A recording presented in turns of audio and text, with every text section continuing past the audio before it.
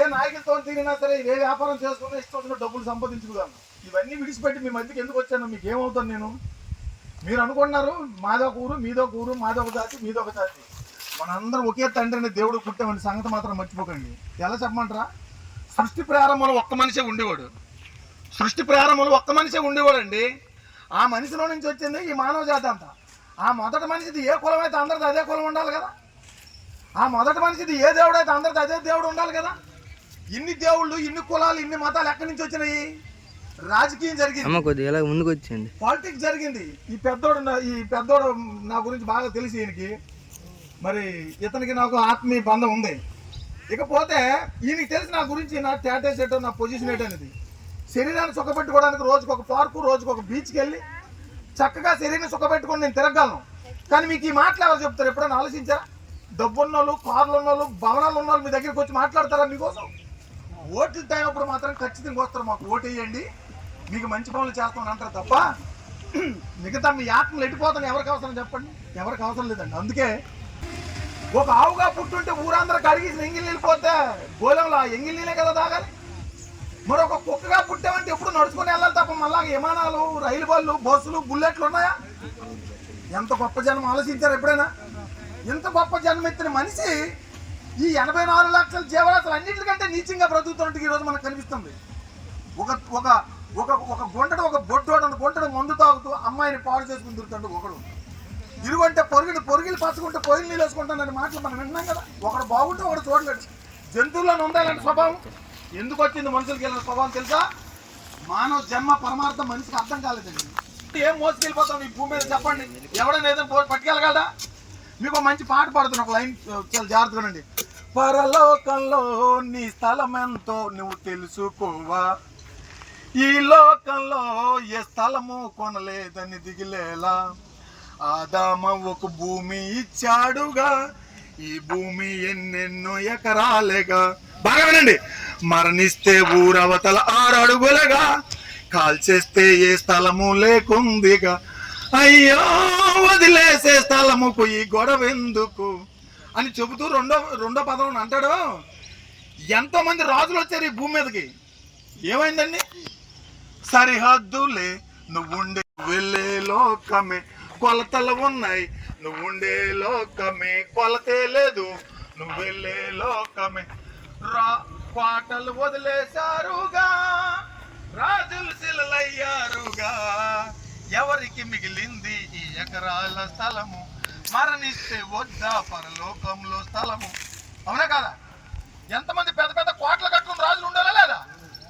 ఆ కోటలన్నీ, ఆ రాజులన్నీ శిల్లగా మారిపోయారు. బొమ్మలన్నీ ఇప్పుడు సెంట్రల్ అంటే బొమ్మలు కట్టారు రాజులు. అవునా కదా?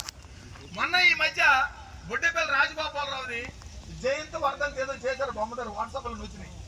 ఆఖరికాల బొమ్మలు మిగిలిపోయినాయి. వాళ్ళ స్థలాలు ఎక్కడ ఉండిపోయినా లేదా? వదిలి వెళ్ళిపోయినా లేదా? ఎవరికి సాక్షి చెప్పండి? కనుక ఈ మాటలన్నీ కూడా మనం అర్థం చేసుకోక, ఆలోచించక మానవుడు భిన్న మతాలు, భిన్న ఉద్దేశాలు, జాతులని, కులాలని పెట్టుకొని చెల్లా చెదిరైపోవడానికి యూనివర్సల్ విలన్ అని ఈ విశ్వాన్ని, మానవ సమాజాన్ని పాడు చేస్తున్నటువంటి ఒక యూనివర్సల్ విలన్, దాన్నే సాతాన్ అంటారు. దుష్ట శక్తి తల్లికి పిల్లకి పడకుండా చేస్తుంది, మనిషికి విలువ లేకుండా చేసింది, డబ్బుకి విలువ ఉన్నట్టు చేసింది. మనిషిని కొడుతున్నాడు, మనిషిని కొడుతున్నాడు, డబ్బుని కళ్ళు కలుపుకుంటున్నాడు. అసలు డబ్బు ఎవరో మీకు తెలిస్తే మీరు ఆశ్చర్యపోతారు. ఈ కరెన్సీ నోటు తెలుసా? దెయ్యం పేర్లు ఎక్కడైనా గుళ్ళు ఉన్నాయండి? తెలివైన వాళ్ళు ఆలోచించండి. అయ్యా ఫలానా దగ్గర దెయ్యం గుడి ఉందని ఎప్పుడైనా విన్నారా మీరు? రాముడు గుడి విన్నారు, కృష్ణుడు గుడి విన్నారు, ఏమంటే యేసుప్రభు గుడి విన్నారు, సీత గుడి విన్నారు, దుర్గ గుడి విన్నారు, ఆంజనేయ గుడి విన్నారు, కానీ దెయ్యం గుడి ఉందో ఫలానా దగ్గర ఎప్పుడైనా మీరు విన్నారా? దెయ్యం ఏడు చేసింది తెలుసా? దెయ్యం అని గుడి ఉంటే ఎవడు వెళ్తాడు? అది దెయ్యం గుడిలో చెప్పండి. అమ్మో దెయ్యం గుడిలో నేను వెళ్ళని ఆగిపోతా లేదా? అందుకు అది ఏం చేసింది తెలుసా? రూపం మార్చుకుని వచ్చింది. అది నేను దెయ్యంగా ఉండిపోతున్నాను ఎవడు మొక్కడు కాబట్టి ఏం చేసింది తెలుసా? దాన్ని రూపాన్ని మార్చుకుని వచ్చింది. ఎలా మార్చింది? అడిక్కొన్నోడి నుంచి ధనవంతుడి వరకు దాన్ని నమస్కారం చేయించుకునే రూపం మార్చుకుని వచ్చిందండి. అదేనండి ఈరోజు డబ్బే కదా తల్లికి పిల్లకాకడ చేస్తుంది. ఈరోజు డబ్బే కదా పార్టీ నిలబడుతుంది. ఈరోజు డబ్బే కదా దేశాల మీద తన్నుకొని చచ్చినట్టు చేస్తుంది. అవునా కదా అంట చెప్పండి. ఈరోజు ఎంత భయంకరమైన మోసం చేసింది వీళ్ళని చూసారా? దాని మాయలు పట్టుకోకపోవటం వల్ల మానవుడు దాని మాయలు పట్టుకోక డబ్బు డబ్బు డబ్బు డబ్బు డబ్బు డబ్బు అని జబ్బు తెచ్చుకుంటున్నాడు, ఆఖరికి నాశనం అయిపోయి నరకానికి వెళ్ళిపోతున్నాడు ఆత్మ. మనం మీకు కొన్ని విషయాలు చెప్పాను. ఈ శరీరం అబద్ధం, ఆత్మ నిజం. నువ్వు నిజం, ఈ శరీరం అబద్ధం. ఇది ప్రతి మనిషి తెలుసుకోవాలా. మొన్న మీకు చెప్పాను అదే విషయం, మళ్ళీ చెప్తున్నాను. నా పేరు పప్పల రామకృష్ణ నాయుడు. నేను చచ్చిపోయాను. అప్పుడు ఏం చేస్తారు మా ఇంటికాడలో? బయటికి ఇచ్చి స్నానం చేసి తెల్ల కొట్టిగా అందరిని పిలుస్తారు కదా. అక్కడికి వచ్చిన మనం అంతా కొన్ని వాస్తవాలు పలుకుతాం. ఏంటో వాస్తవాలు? అయ్యో రామకృష్ణ చచ్చిపోయాడమ్మా, వెళ్ళిపోయాడమ్మా అంటాం. చచ్చిపోయాడు వెళ్ళిపోయాడు అన్నారు, మరి గడ్డి మీద వేసాడు రీడవుడు అమ్మా.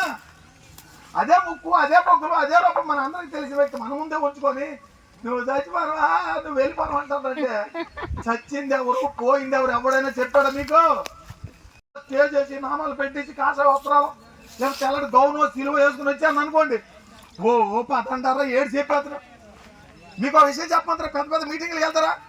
అమ్మ గొప్ప మీటింగ్ అయిపోయిందమ్మా, ఏమి చెప్పాడమ్మా అంటాం. ఏటమ్మా చెప్పాడు అని అడగండి. మరి చెప్పలేమమ్మా, గొప్పగా చెప్పాడమ్మా. అమ్మ ఏడు చెప్పాడు చెప్పాడు, ఏడు చెప్తామమ్మా, గొప్పగా చెప్పాడు. అసలు నువ్వు వాళ్ళకి ఇస్తే కదా నీ ఏడు చెప్పాడు తెలియదు. నీకు చెప్పితే కదా నువ్వు వాళ్ళకి ఇస్తే కదా. ఏది అర్థం కాదు అక్కడ, ఏవేవో చెప్తారు. ఒక్క పాయింట్ కూడా మనకు అర్థం కానివ్వడు కనుక అదే చెప్తాను బాబా, అదే చెప్తాను. చూడండి, చచ్చిపోయాడు వెళ్ళిపోయాడు అన్నారా? మానవులందరూ తెలుసుకోవాల్సినటువంటి ఒక యథార్థ గాథ మీకు చెప్పి నేను వెళ్తాను ఇక్కడి నుంచి. మనిషి ఇప్పుడు పోయినటువంటిది రామకృష్ణ, ఈ గడ్డి మీద ఉన్నది శరీరము. మీకు అర్థమైందండి? మీరు చూస్తున్నటువంటి రూపం పేరు రామకృష్ణ కాదు. నేను మాట్లాడుతున్న శబ్దం మీ చోట్ల పడుతుంది, దాని పేరు రామకృష్ణ. రామకృష్ణ అనే నేను ఈ డొక్కులో ఉన్నాను కాబట్టి ఈ శరీరం పనిచేస్తుంది. రామకృష్ణ అనే నేను ఈ డొక్కు నుంచి బయటకు వెళ్ళిపోతే ఈ శరీరం పనిచేస్తుందా? పని చేయదు. ఎవరు విలువైంది ఇప్పుడు చెప్పండి? ఆత్మ శరీరమా? ఆత్మ విలువైంది. విలువైనటువంటి ఆత్మను మర్చిపోయాడు మనిషి, నిష్ప్రయోజనమైన శరీరం పట్టుకుని ఏడుస్తున్నాడు మనిషి. ఇప్పుడు బాగా మాట్లాడుకోండి. ఇప్పుడు అసలు విషయం మీకు చెప్తాను. మొన్న చెప్పిన విషయం మళ్ళీ చెప్తాను చూడండి. ఆత్మ శరీరము రెండు వేరేని ఇప్పుడు మీకు చెప్పాను. ఇప్పుడు అసలు కథకు వచ్చామండి. శరీరం ఆత్మతో మాట్లాడుతుందండి. అంటే నా శరీరం నాతో మాట్లాడుతుంది. ఎలా మాట్లాడుతుందో మీకు చెప్తాను చూడండి. నా శరీరం నాతో మాట్లాడుతుంది, ఒరే రామకృష్ణ, వ్యభిచారం చేస్తే పాపం అంటున్నావు, దొంగతనం చేస్తే పాపం అంటున్నావు, ఎవరు పొలం కొట్టిస్తే పాపం అంటున్నావు, ఈ పార్టీలో ఆ పార్టీకి జంప్ అయిపోతే పాపం అంటున్నావు, ఏమండి అబద్ధం ఆడితే పాపం అంటున్నావు, దళారీ చేస్తే పాపం అంటున్నావు, మందు కొట్టుకెళ్తే పాపం అంటున్నావు. ఇవన్నీ నేను చేయను. నువ్వు వెళ్ళినప్పుడు నీతో పాటు నన్ను తీసుకెళ్ళిపోతావు అడుగుతుంది శరీరం. ఇప్పుడు చెప్పండి సమాధానం. 2 రోజులు వెనక ముందు గోతులో పాచేస్తావు, కట్ల మీద కాల్చేస్తావు, నువ్వు వైకుంఠం వెళ్ళిపోతావు. నిన్ను వైకుంఠానికి పంపించడానికి నా కోరికలను చంపుకోవాలా? అది నా వల్ల కాదు. నాకు దక్కన వైకుంఠం నువ్వు వెళ్ళిపోతావు, నేను చూసుకుంటానని పొద్దుటి నుంచి సాయంత్రం వరకు, పుట్టి నుంచి చచ్చినంత వరకు మన శరీరం మనకి ఏమి నేర్పుతుందో తెలుసా? ఏం నేర్పుతుందో తెలుసా? తెల్లర్లేసి నుంచి అలా పొలం కొట్టు కొంచెం కొట్టిరా, అలా మందు కొట్టుకెళ్ళి 10 గంటలు అయిపోయిందా, మందు కొట్టు తీసాను, మందు కొట్టుకెళ్ళి మందు కొట్టు అంటుంది శరీరం. గమ్మని మందు కొట్టు తీసుకెళ్ళి నన్ను అలా ఇంట్లో దూరిపో, అల్లడి పెన్షన్ తీసి ఇల్లు పార్టీలోని జంప్ అయిపో, అల్లడి బొత్తులు ఎలా తీసి, ఇదే కదా చెప్తుంది మన శరీరం. తల్లి నవ్వుతాడు కదా, ఎంతకంటే మంచిదో. లేదంటే నా శరీరం గొప్ప పవిత్రత శరీరం అని చూడండి. అనగల భూమి మీద ప్రతి శరీరాలు కూడా తాతయ్య ముందే బొర్రుతుంది. అది ఇప్పుడు అర్థమైపోయింది మీకు.